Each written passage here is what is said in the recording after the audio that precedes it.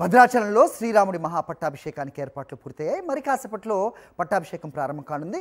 పట్టాభిషేకం జరిగే ప్రధాన మండపానికి ముందు 3 ఉప మండపాలను ఏర్పాటు చేశారు. గవర్నర్ జిష్ణుదేవ్ వర్మ ఈ కార్యక్రమానికి హాజరై పట్టు వస్త్రాలు సమర్పించనున్నారు. అలాగే 10,000 మందికి పైగా భక్తులు ఈ పట్టాభిషేకానికి హాజరు కానున్నారు. ఇందుకు సంబంధించి అధికారులు కట్టుదిట్టంగా ఏర్పాట్లు చేశారు. ఈ పట్టాభిషేకానికి సంబంధించి మరింత సమాచారం మా ప్రతినిధి మహేందర్ అందిస్తారు.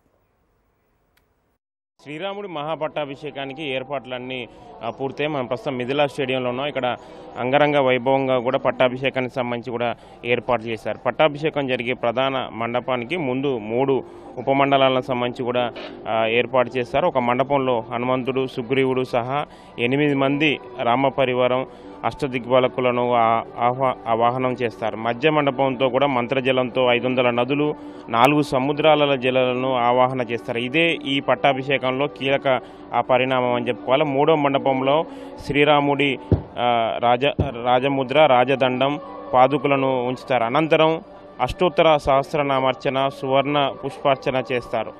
మండపంలో పంచకుడాత్మక, పంచశేషాశ్రిత, చతుర్వేద, మానవ పురస్కృత మండపత్రయ ఆరాధన నిర్వహిస్తారు. వీటితో ఈ పట్టాభిషేకంలో ఇవి కీలక కార్యక్రమాలు అని చెప్పుకోవాలి. ఇంకా ఈ పట్టాభిషేకం నిర్వహించే వేద పండితులు శ్రీరాముడి పట్టాభిషేకం నిర్వహించేందుకు కూడా వైదిక మంత్రాలతో వశిష్ఠుడు, వామనుడు, జాబలి, కశ్యపుడు, కచ్చాయనుడు మొత్తం తమలో వరింపజేసుకుంటారు. అనంతరం పట్టాభిషేక కార్యక్రమ నిర్వహణ కూడా సిద్ధమవుతారు. వీరికి నేతృత్వం వహించేందుకు కూడా వాల్మీకి స్థానాన్ని మరొకరికి వరింపజేసుకుంటారు. ఈ కీలకమైన పట్టాభిషేకానికి సంబంధించి కూడా ఇవాళ గవర్నర్ సంబంధించి హాజరు కానున్నారు. పట్టాభిషేక వేడుకకు గవర్నర్లు వచ్చి పట్టు వస్త్రాలు సమర్పించడం సాంప్రదాయంగా కొనసాగుతూ వస్తుంది. ఈసారి కూడా రాష్ట్ర గవర్నర్ జిష్ణుదేవ్ వర్మ కూడా పట్టాభిషేక కార్యక్రమానికి సంబంధించి కూడా ప్రత్యక్షంగా వీక్షించనున్నారు. వీక్షించిన అనంతరం కూడా అక్కడ పట్టు వస్త్రాలకు సంబంధించి కూడా సమర్పించినారు. పట్టాభిషేకానికి వచ్చే భక్తులకు కూడా ఎటువంటి ఇబ్బందులు కలగకుండా కూడా ఆలయ అధికారులకు సంబంధించి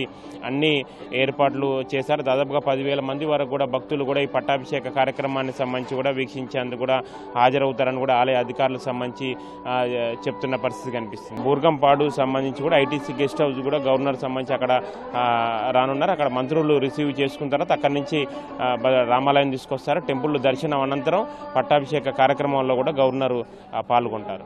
కెమెరా పర్సన్ సతీష్ మహేందర్, సాక్షి, భద్రాచలం.